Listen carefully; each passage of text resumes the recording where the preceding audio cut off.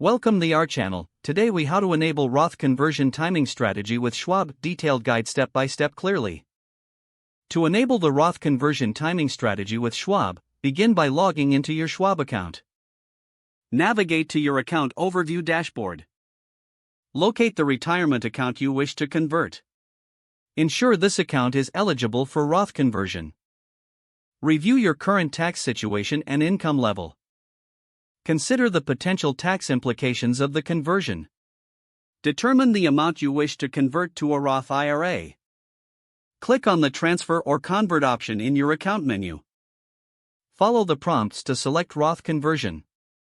Enter the specified amount you've chosen to convert. Review and confirm your selections carefully. Submit your conversion request. Monitor your account for confirmation of the transaction. Keep track of tax documentation related to your conversion for future reference.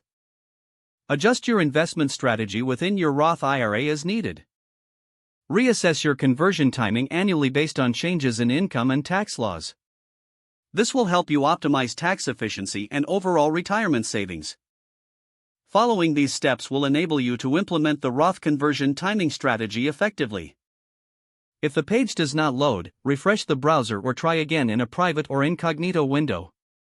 Make sure you are using the correct email address, then retype it carefully to avoid small typos. If your password is not accepted, use the reset option and create a new strong password you can remember.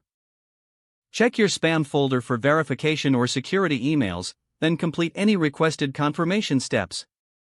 Enable two-factor authentication if available to improve account security and reduce unauthorized access risk.